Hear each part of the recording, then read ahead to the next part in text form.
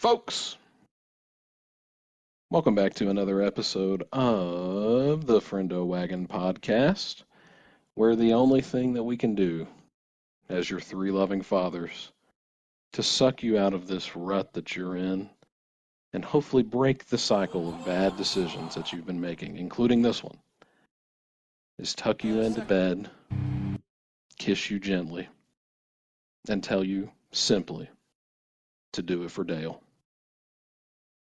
It's your boy Smith, joined as always by Ethan and Potter. We've loaded up the wagon. We've secured the load, so to speak. And we're ready to ride. How we doing, gentlemen? The wagon rides again. We do, in fact, ride again. Apparently now with the blessing of the ghost of Dale. Always with the blessing of the ghost of Dale. I think canonically, we took a week off. Did we? We skipped a week upload. Is this correct? This is accurate. We did. We had some diverse and aggravating technical difficulties last week, but we are back. We were sabotaged by, we're not even going to name the platform. They don't give us any money, but we were sabotaged by them tragically. We've also had some illness going around. Not in the cool way. But we're here, and we're ready. We're ready to talk about some stuff. We've got, I think, a little bit of a rapid-fire agenda tonight. There's quite a few things, I think, game-related to move through. Gamescom was this week. A lot of announcements coming out of there. And then just some other general stuff that we highlight, some mainstays of the show with some new updates to share with you all. So we're just gonna hop right into the first thing. And you know what? I'm happy to begin. This is what I'm hoping to be. Maybe not the penultimate update, but certainly one of the last leading up to its release. But I know that we have been on this continued discussion of the shakiness of the NASCAR 25 release.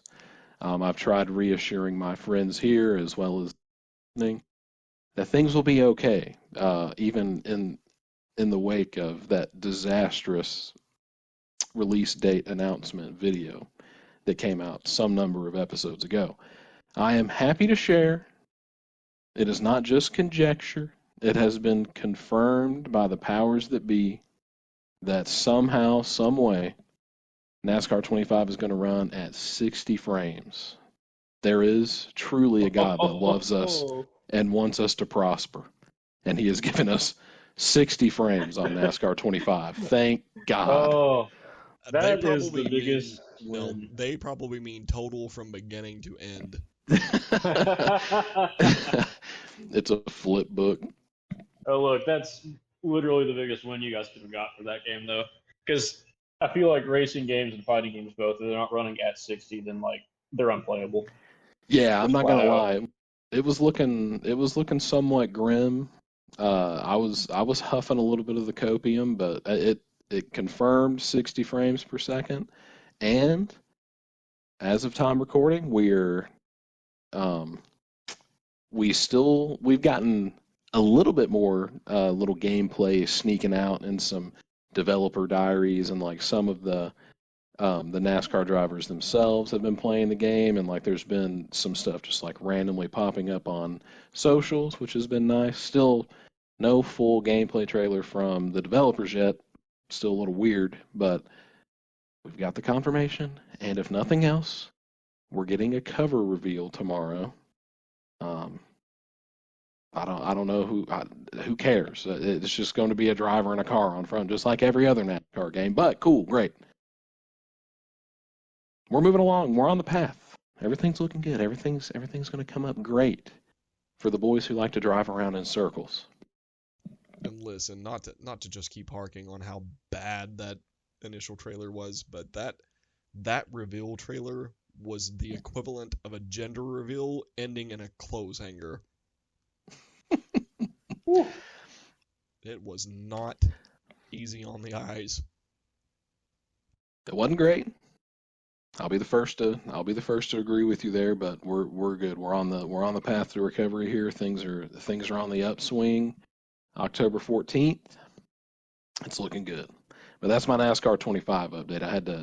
I had to get that out of the way here at the top just because of the whole do it for Dale moniker, and also I'm still jacked up from a very good Saturday or Friday night finish at Daytona just like half an hour ago. Good stuff.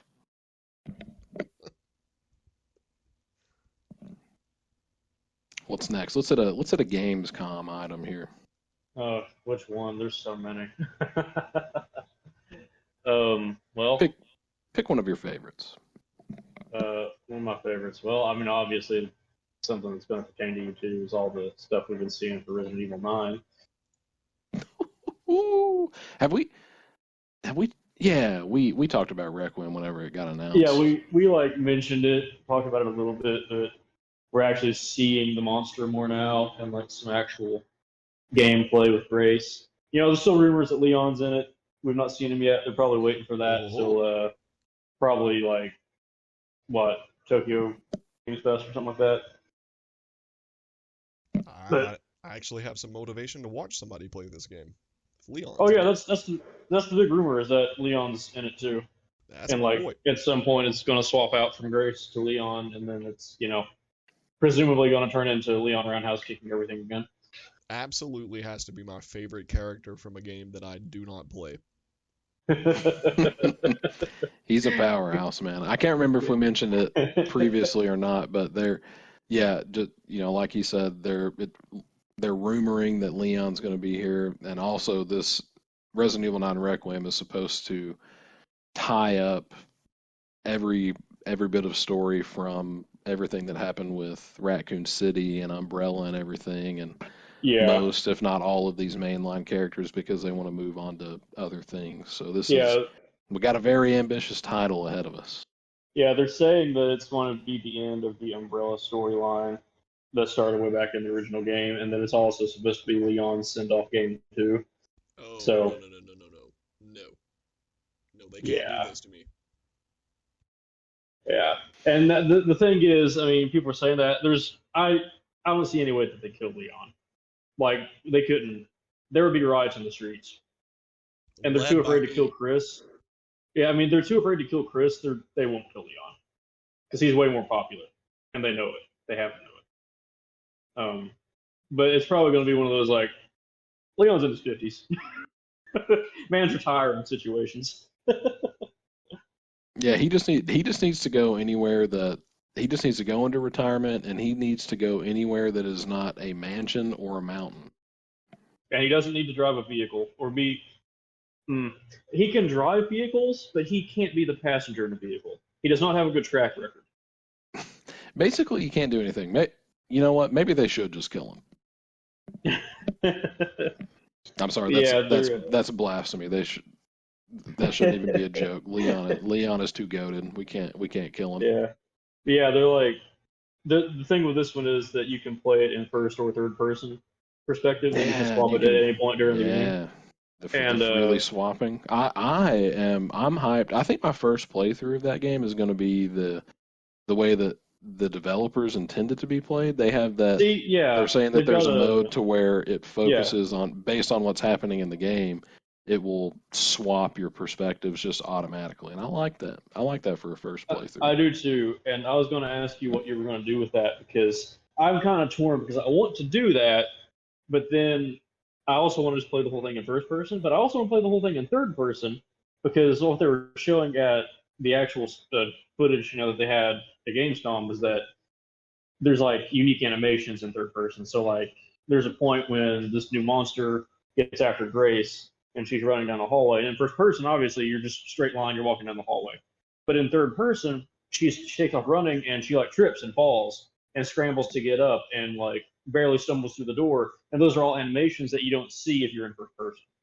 I did see that. Yeah, that's a very nice touch, and perspective truly does matter, and at least in the trailers that they're releasing because they did. They just showed some like atmospheric stuff at one point, and it was like in first person. the big stalker monster lady that is after you, like passes in a hallway in front of you that has like a window, and it's just like it is so unsettling and like jarring the way that she like slams her hand on the window and like drags it across in first Yeah, person, and it don't hit the same in third person. So it perspective does really not. matters. But to Yeah. answer your question about what I'm going to do, I'm definitely just going to do just the auto shifting perspectives for the first playthrough. And the beauty of all this is we know this as avid Resident Evil trophy hunters. You got to play through the story multiple times, not only for the Oh yeah. enjoyment, but for the meaningless hardware that comes along with it. There's going to be plenty of opportunities to play through this with whatever perspective you want. So, That's true. And I almost guarantee you that doing it the way that they intend is going to pretty much be Grace always in first person. Because, I mean, we've even seen like a shot of her loading a gun, like a handgun. So, like, that's going to be in first person for her, too. So, I'd say all of her stuff is probably first person. And then when you're doing Leon, assuming he is in the game, it's all third person. that would be cool and appropriate. It Yes, I would. agree. Doing Leon would be cool. But I mean, but I'm sure they can do Leon stuff in first person too because of the section you play as Chris in Village, where you are just running a train through everything. Oh yeah, oh yeah. That's still one of the crazier parts of a Resident Evil game that I've ever played. While I'm Ram not Chris's, Rambo Chris. yeah, while I'm not the biggest fan of good old Chris Redfield, I like him. Not the biggest fan, but I like him. I will. I don't think I've ever had a more satisfying moment in Resident Evil with him than just giving someone the Falcon Punch in first person. Village Chris was a redemption arc. I'll say that. Village Village Chris Chris. was a unit. Yeah, Yeah, Village Chris was great. Now I'm over I here mean, trying could to have avoided. refrain from making a running a train joke about Leon, but continue. Now, Chris could have avoided the whole situation in Village if he just told Ethan what was going on in the first place.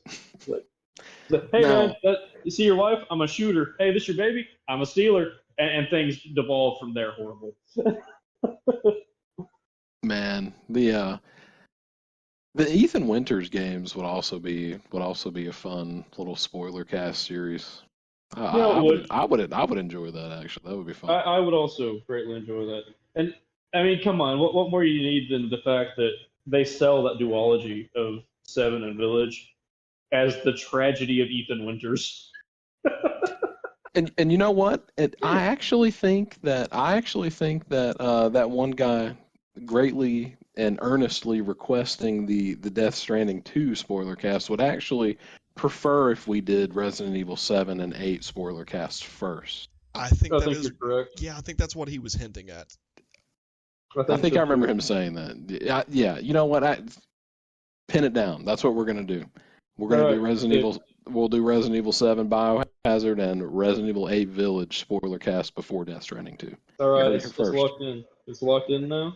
Then And I mean, that wouldn't even take us as long, you know. and So we well, can get that done. you know what? I think he also wanted us to spoil Parappa the Rapper while we're at it, so Oh yeah, that's a classic.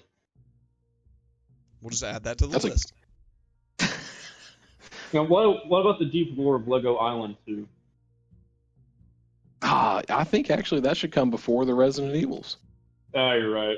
You're right. Write that down. Going Write back to that down. write it down. Write it down right now. Write it down. Write it down. Going back to But yeah, Requiem though, I read something today actually, something petrifying about the way that they're handling the stalker system for the monster that's constantly after you. It seems like they're borrowing from Alien Isolation a little bit because they based are. on based on what I read, as you go through the game, it will learn about your tendencies and Mm-hmm. where you like to hide, and it will destroy those places. And it will also take items from the environment and literally throw them at you. Yeah, Not a I good read that too. not a good time. I Not think that's great conducive. though, because that system in isolation is actually fantastic. I still haven't played When Isolation. I bought it on sale a I've long time ago, but I want to desperately. I've been through the whole thing twice, and when that alien is hunting you, you feel like it is actively hunting you. Like it is angry and it wants you dead. That's like the one game that I've purchased since getting into the horror genre, like actually not being afraid to consume and participate in those things. That is the one game that I've been like, I don't know if I can physically handle this, just based on clips and that I've seen on the internet and things that I've read about the AI system for the alien. I'm like, that does not sound good. I mean, it sounds good, but it doesn't sound good for me. Like, It's a really good game. It's a really good game. I thoroughly enjoyed it. Yeah, Requiem's been sick though. When's Requiem coming out? That's next year, right? it's in February. I think February 26th. Definitely February. One other thing I wanted to say about it is too that there's also rumors going around that there'll be some sort of kind of an open Raccoon City environment, since most of the game apparently takes place in a bombed out Raccoon City, and you'll have access to like a motorcycle or something to get around.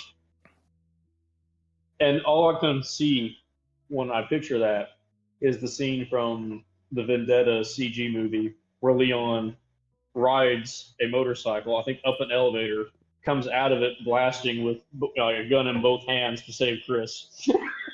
And like I just want that now, like so bad. You're saying that there's going to be like a little bit of an open world element to this? Allegedly, it's going to be like not open world, but like an open zone kind of situation. That is something to ponder. That is something. Have we?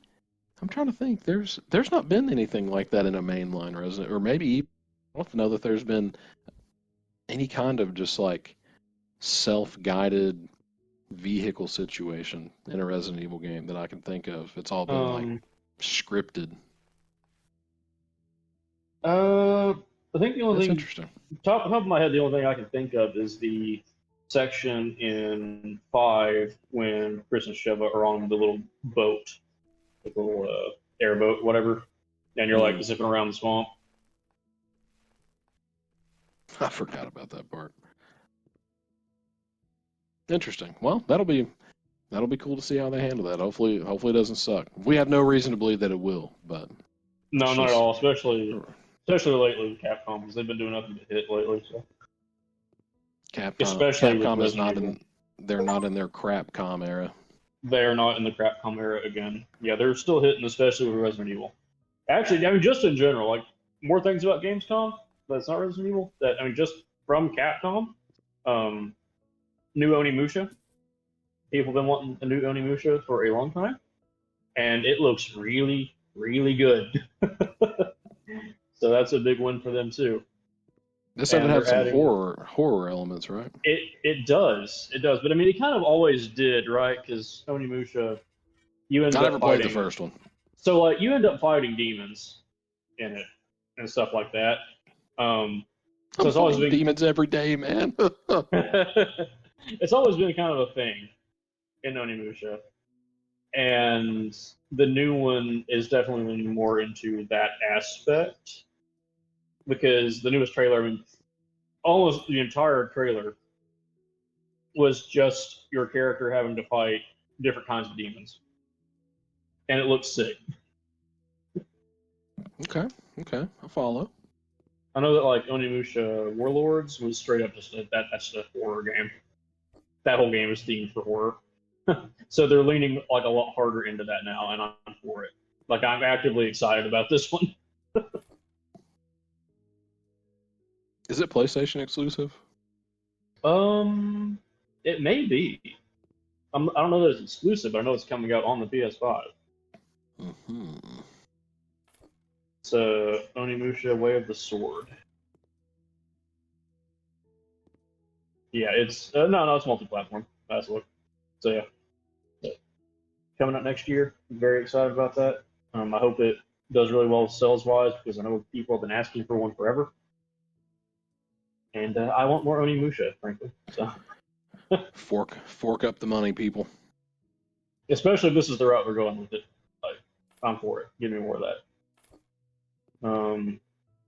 Other things from Gamescom, we had more Silent Hill F. We had like a whole story trailer. Looked fantastic. Very excited about that. Looks like a good old Silent Hill game. I say that it looks like Silent Hill and Fatal Frame had a baby, and that's not something I knew that I needed, but I do. That sounds like something that I don't need. Oh, you definitely need to. You need to get into it. I installed Silent Hill 2 this week, so I'm getting ready to start that this weekend, I think. Hey, that's what we like to hear. I'm behind the ball on that, but I'm here. I'm here on the ball nonetheless. Now that will actually be a spoiler cast episode because I have many thoughts about Silent Hill 2, and no one in my friends group has played it. And I will stand by it being one of the absolute best video game stories of all time. I may be too horrified to delve into that, but we will see. You've explained it to me, and I agree. It seems like quite a good story. It's a very good story. I was like giving the Cliff Notes version of you as much as I could. Because there's like so many layers to that game, just ridiculous. I'm looking forward to playing it for two main reasons. A, of course, people hail the story, but people are saying that the sound design on the remake is insane. It's very good. They did a great job with it. Mostly because they kept a lot of the original sound. But they just kind of added to. Yeah. I'm going to end up doing myself in on this one, I think, because I'm committing to, at least for the first night that I play this, I'm going to play it at night and I'm going to play it in the dark. That's going to be a mistake. But it's important for the immersion. It's important to me that I ruin my life right from the rip. I mean, that's the way to do it. Let's see, not Gamescom related on my end, but we've got a pretty hot Tuesday coming up, boys. We do. August the 26th. So we've got a couple of sicko mode things happening. First one that I want to touch on is we've got Gears of War Reloaded coming to the PlayStation. Again, words that I never thought that I would utter. Gears of War coming to the PlayStation, but we've got the first game remastered, full campaign, full co-op, full multiplayer coming, all post-game content from the original launch. It is going to be an incredible time. I put my pre-order in earlier, the physical edition, because I will not miss out on that. I need something I need something tangible to mark this momentous occasion. That this is, we're talking like one of definitely one of the top 3 IPs from Microsoft and the Xbox coming over to the competitor. I mean, this coupled with another thing happening on Tuesday truly does mark the end of the console wars. Sony has won. There's no contest. They won a long time ago, but this is the death knell. Yeah. It is. If you were going to make up a leg to stand on before the events of next week, I would entertain that before I beat you down senselessly. But now there's not even an argument to be had here. Gears of War Reloaded, though, it's going to be good. Maybe we can finally finish that campaign. One thing. How about it? One thing I do want to mention with that. I respect the physical edition, I always will, but that one in particular makes me very much not care if I have it digitally or on disc because it's a digital download. The disc is just a key in that case. I was reading about this on Reddit, actually. That is apparently not the case for the North American release. Okay, thank goodness. All right, then. We're back around to physical edition. Way to go. All right, sick. Yeah, I saw that discussion being had this week, and I was like, man, what a waste. That's going to be one of my continued major gripes of the modern gaming era. But apparently that's for the foreign release.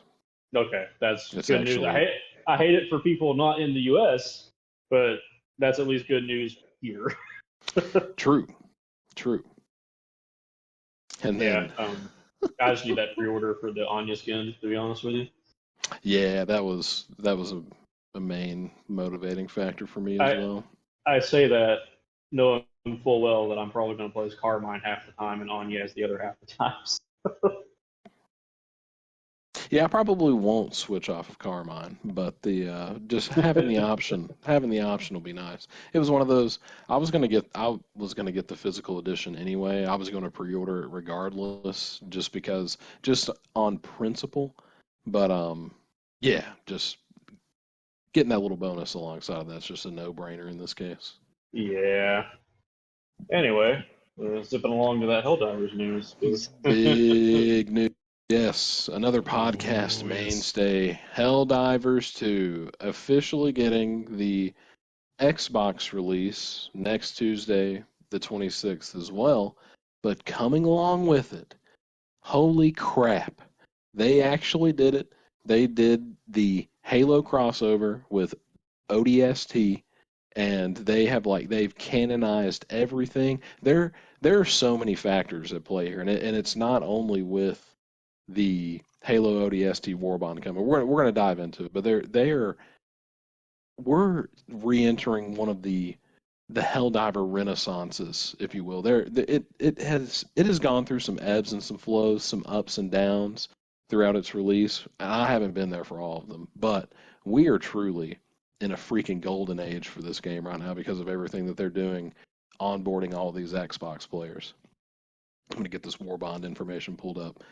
But yeah, they are bringing in a couple of armor sets. Of course, they're bringing in the ODST armor set, and they're bringing in Recon armor, which is another fan base favorite.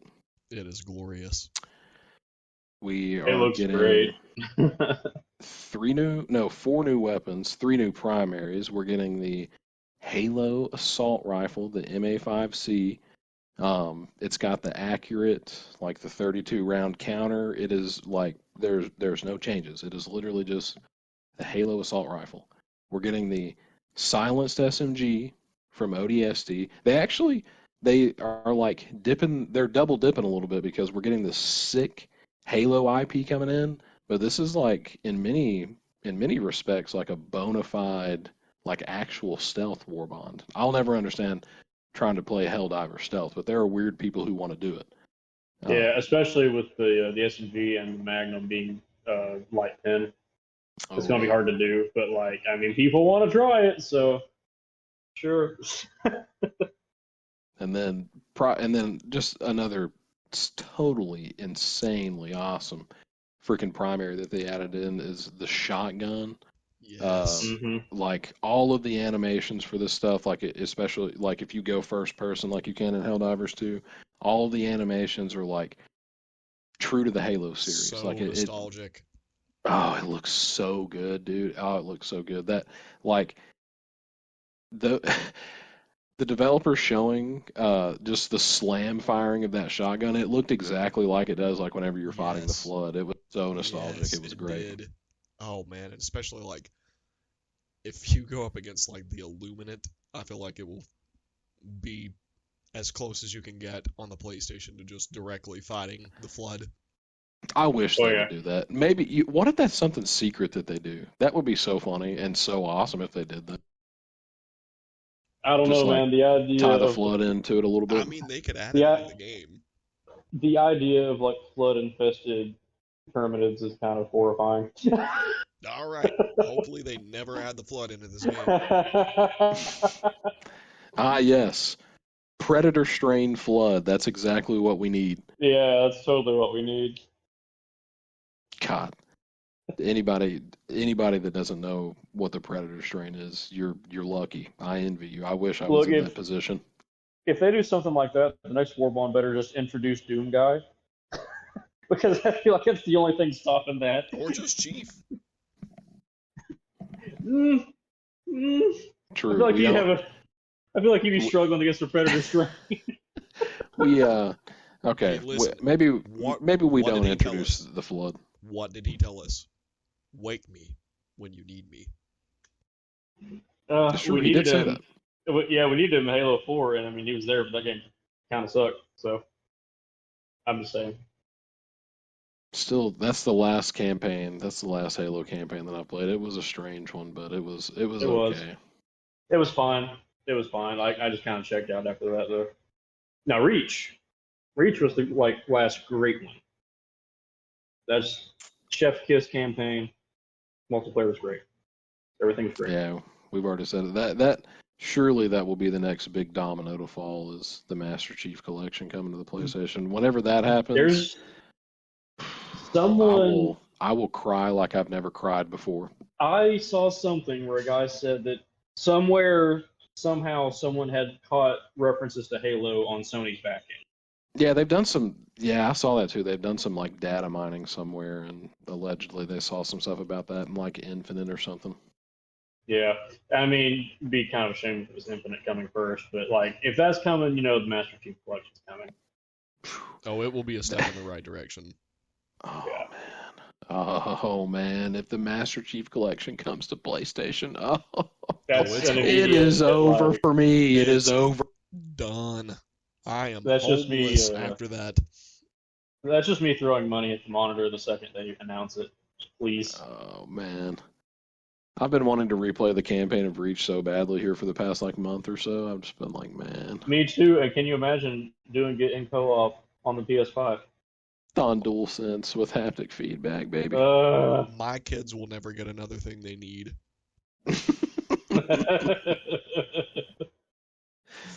That's okay. The story of Noble Six is all they need.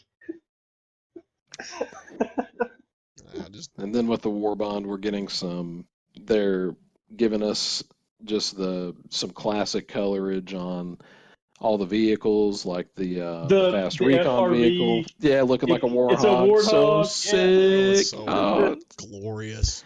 It's so sick. It's great. And then I'll finally an have a reason exosuit to run pattern. that. And then I'm assuming the shuttle pattern will kind of make it look like a pelican in a way, and that'll be dope. Yeah, it's all like kind of that OD Halo theme. Yeah, and then the Hell Pod will look like the ODST drop pod. Yeah. Then we got some player banners, some capes, a new player title. Rookie. Rookie. Yeah, it's gonna be good.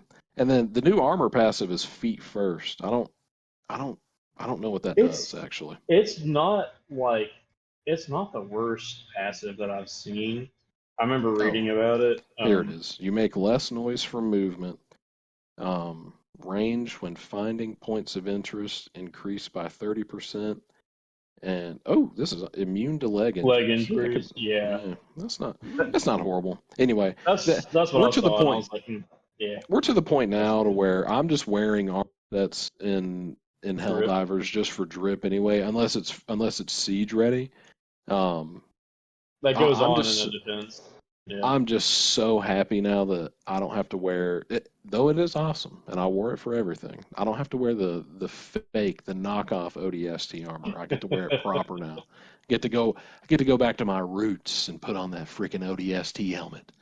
Yeah, I'm putting on the ODST armor, and I may occasionally swap it out with the recon stuff. Oh yeah, I'll bounce between the two. They're both so good. Yeah, like recon is just one of those things. Like recon was like the big chase thing since Halo 3. The right? helmet. Like, you can't. The helmet. You can't not respect recon. You can't. Because you had to beat ODST on Legendary, which I did, and man, that was rough. Well, and it was just like it was such a cool thing to have access to at any point because you really couldn't. I think there were some like weird limited time things and like very restricted access things that would grant people recon in Halo 3, but I think recon in Halo 3 was just strictly for Bungie employees.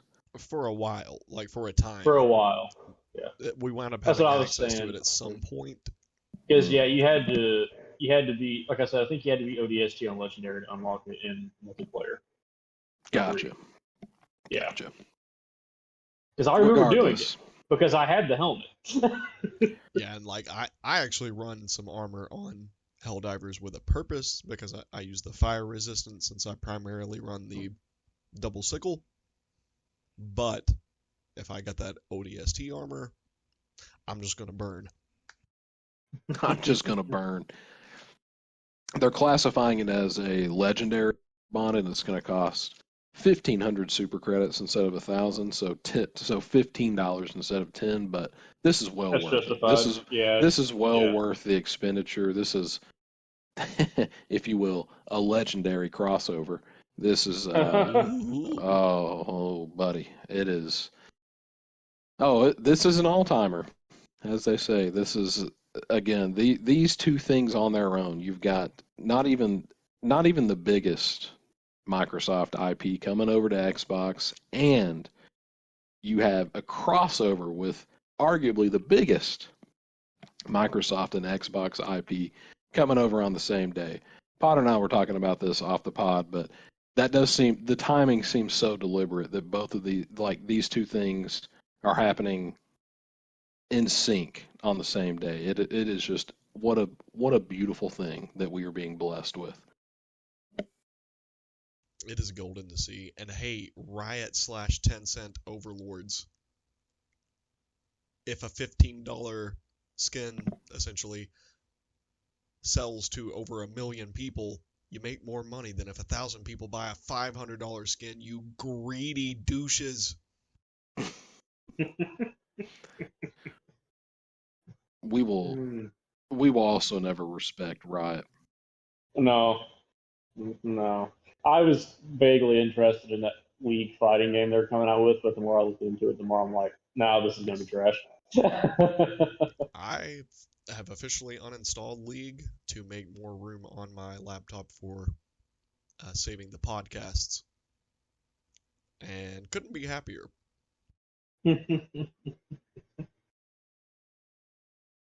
Couldn't be happier for you. Man, I made that decision years ago, and one of the better things I've ever done for myself. Yeah, you made that decision not long after I got into the game, so thanks for that. I think I've had it uninstalled longer than either of you, I guess. I was never a big fan. I was just playing it. Probably you guys uninstalled could it find around the it. time Smith did. They had to be I very think close together. I know it was close, but I feel like I was out before he was. Yeah, the last time I never liked it. I'm trying to think of the last time that I played it. I may have still been in college. Oh, you were. You definitely were, yeah. Yeah, it was. Golly, it was probably like 2017. Yeah, the thing I'm trying to, because I had kind of fallen off of gaming quite a bit during college, and then towards the tail end of it, once I finally got a PS4 at the time is when I got back into it, and I really started no-lifing the first Destiny game for a while, but that's a different rabbit hole for another day. Listen, I can do like a 28-part one-man episode on my beef with League, so we don't need to open this can of worms right now. Happy to close it. I had another little a couple of little things to touch on quickly about another podcast mainstay, and of course, everyone's favorite rambling topic, my personal favorite, Death Stranding 2. Oh, where did that come from? A couple of stats that I wanted to touch on here. I saw recently where Kojima had tweeted out another little batch of stats related to the game.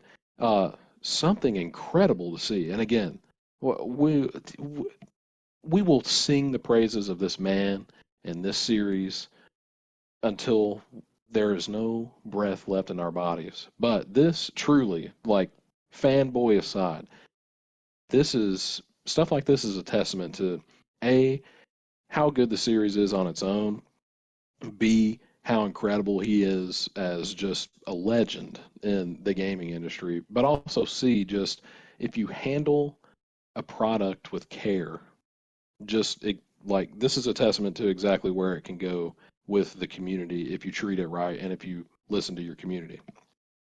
Kojima tweeted that nearly 80%, I think the exact percentage was like 79.6% of players that finished the game continued to play after finishing it. That's nearly 80% of players still playing the game after they finish it. What a crazy statistic.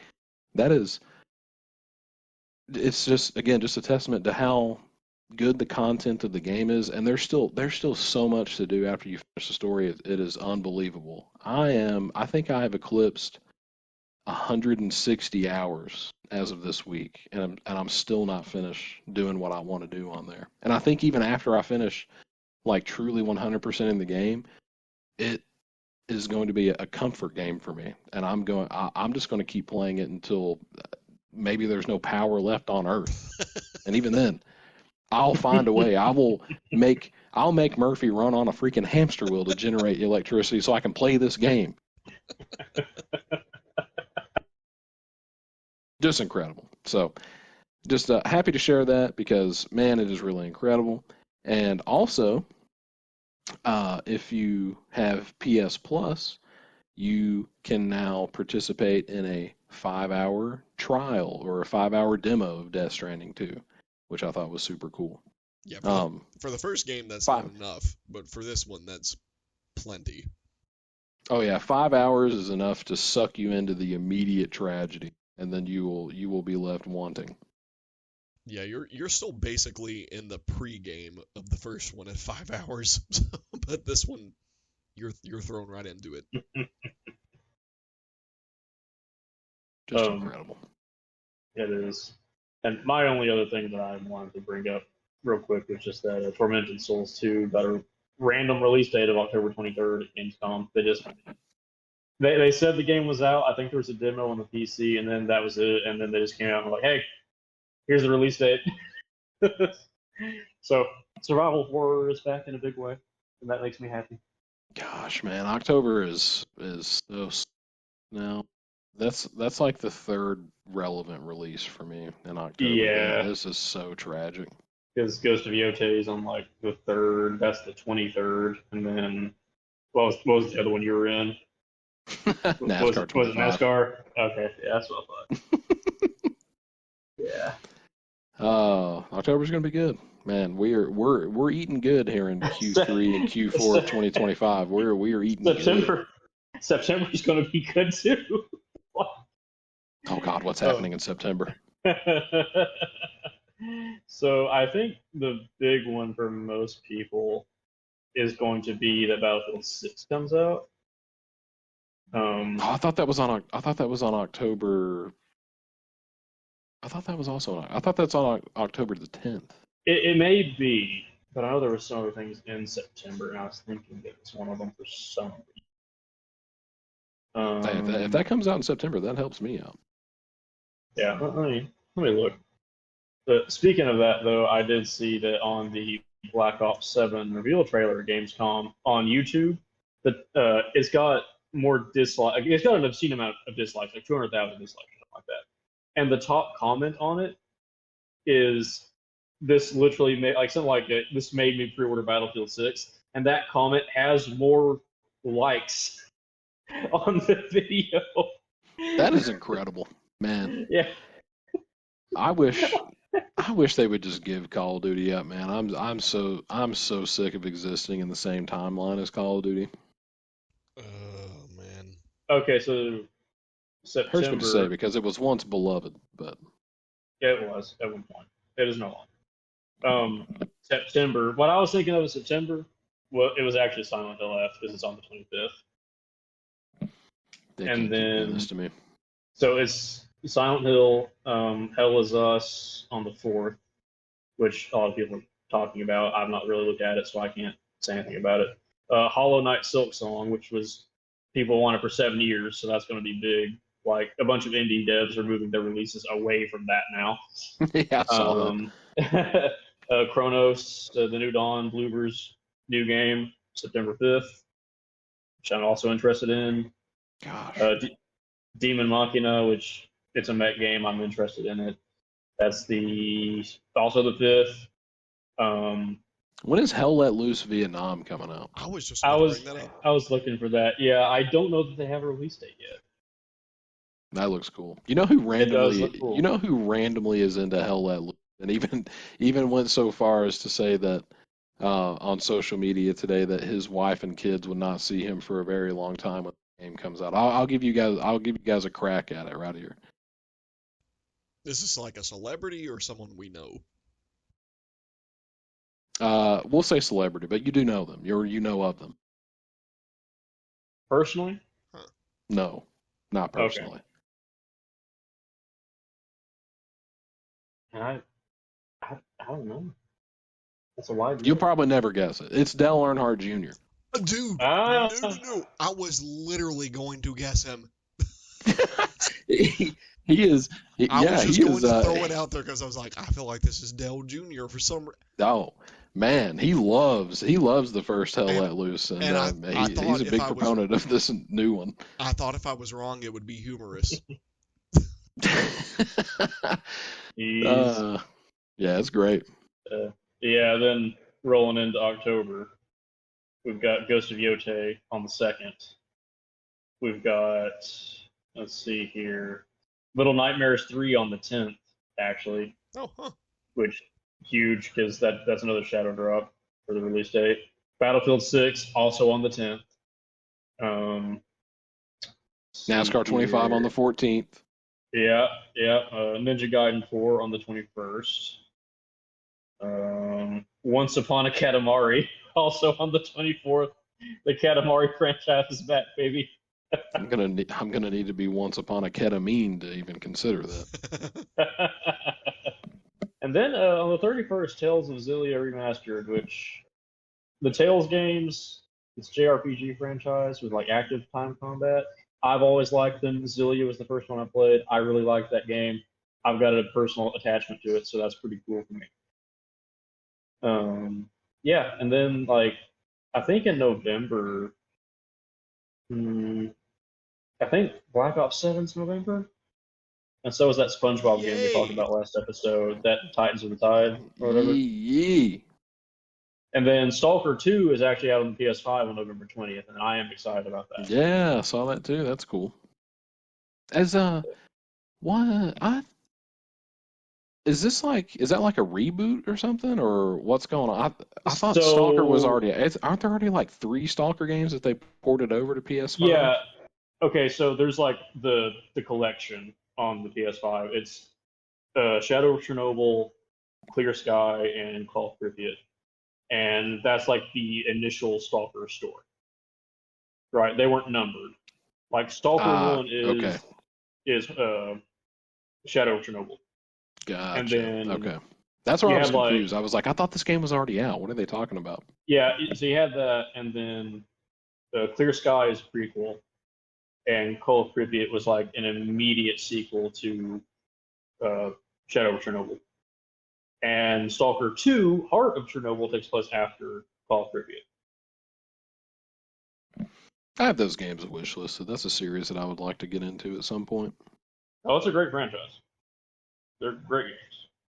Highly recommend.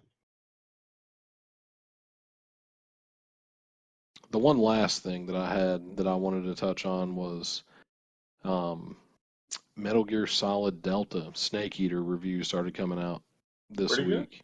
It's getting reviewed pretty well. Like everything that I've seen is like, 8s and 9s and everything. So solid. Like it's what you would hope for, what you would expect. They allegedly didn't deviate much, if at all, from the original. It's supposedly going to be a faithful, just transfer of the nostalgia, if you will, just updated. What I have seen though is people are reporting not great performance coming out of it though. Like I it's was not. seeing that. Yep. It's not running at a consistent 60 frames, and like is dipping as low as like 30 sometimes, and we're like, Yeah, I've seen a lot of like 48. It's almost like when you run off the director who actually takes time with their games, it suffers. that. And I think the I think biggest it's failing here it's is an unreal. Unreal 5. It's an Unreal Yeah. 5 problem. Yeah. But I'm happy to blame Konami for running Kojima off as well. I will also always blame them for that, and then at the same time, right now having to be like, yeah, but they brought Silent Hill back, and it's actually been good. Yeah, True. but they did not continue with PT, so you have to remember They that. did not. They took that. I feel like this is their like apology. Think of what Silent Hills could have been. I shudder at the thought. But think of what Death Stranding wouldn't have been. Yeah. I shudder at the thought.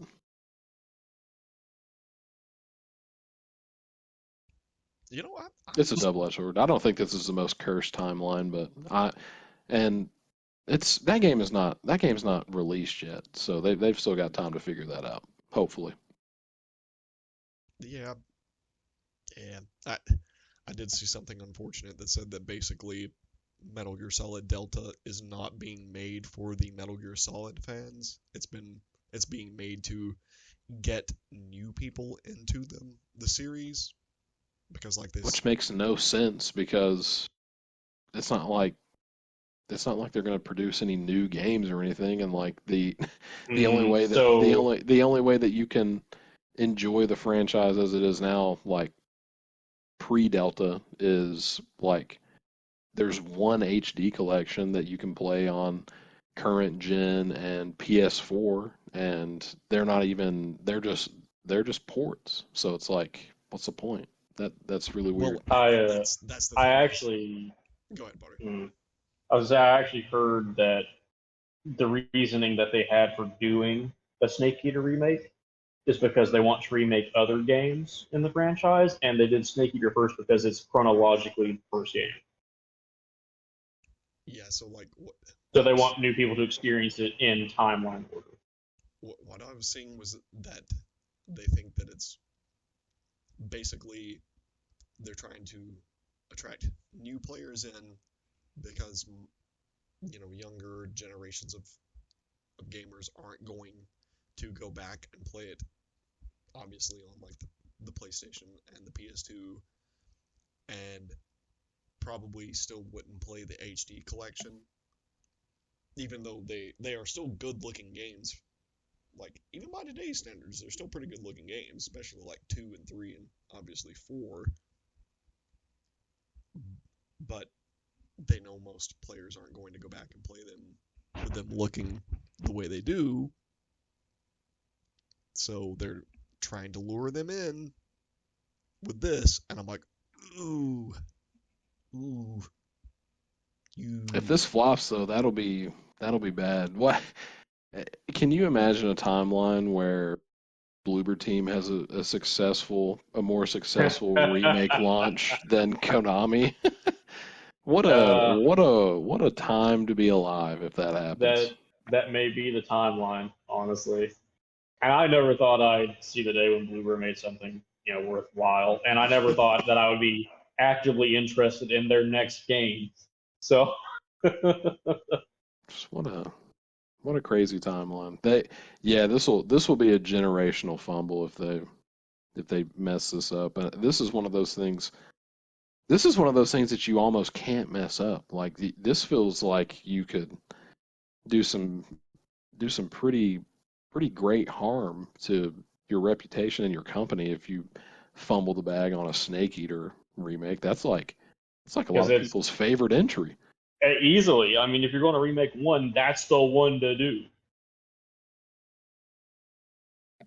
I'm just sitting over here crying because we still, to this day, have never had an MGS4 remake. That's the one that's only on PS3, right? Correct. It is. You think they would have released it like at some point, but they did not. It's like Bloodborne. Like they just don't.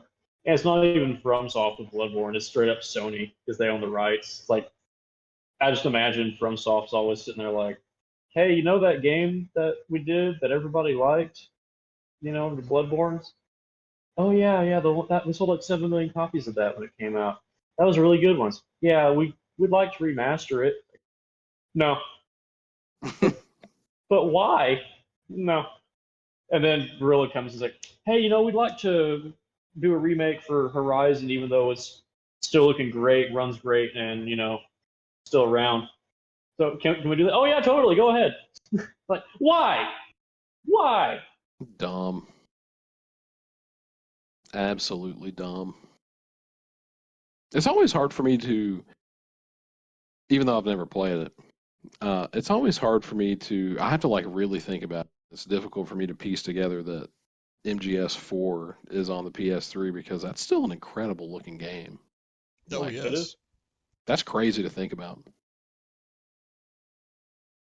That's Again, though, just a testament to the designer, the man himself. oh yeah. Yes, we will glaze him one more time on the Friendo web. Yeah, I mean he literally always does the most that he can to optimize whatever he's running on. And I mean you can still tell like that it's, I guess, outdated, but it's still very solid looking. Like I said, even you can go back as far as 2 and that game looks amazing at the time. Like it looks like what Death Stranding 2 does to us today, but it still looks good today. Like it holds Yeah. up. It does. It does. Isn't it funny how perspective changes? That's something that I think about from time to time. Is just like, thinking back on games like that, like especially like the PS2 era, then like thinking as a kid like just how awesome stuff used to look, and then experiencing what we can experience now and reflecting on those games, and it's just like how did our brains get duped into thinking that this was good? It's crazy. I don't know what you're talking about. Ape Escape 2 is still a masterpiece and still looks like a masterpiece. Oh my gosh, I have not thought about that in such a long time. The first Ape Escape used to infuriate me. Oh man, that game used to make me so mad. I had it. I actually loved that game. Oh, it was fun. It was fun, but like we were quite young whenever that came out. That was on PlayStation 1. That was That sure was. oh man, yeah, I used to play that game at my nana's house, and that was a fun game, but it did used to make me angry. But perhaps that's because I was just a wee idiot and did not have the brain capacity necessary to catch those apes. Perhaps I was the ape that had escaped. Who knows? Uh, what a great note to start to wrap up on. Anything else we need to hit on before we cap off another eventful journey tonight, gentlemen? Well, No, not for I, me.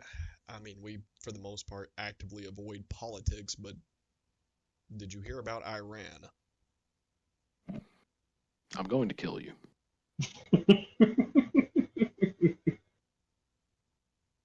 Iran, these nuts on your face, boy. He didn't tee me up, but he still delivered. Listen, there's the next time that we record, it's going to sound a lot different, and that's because we won't have Ethan here to be recording and distributing this stuff for us, because I will have simply ended him by the time next week comes. I mean, The Ape Escape series will have been finished because I will have caught and dispatched the final ape. I mean, we just needed the clarity. Everyone was just sitting around with bated breath. They needed to know if you knew about it. Tune in next week whenever we find out where D's nuts go next.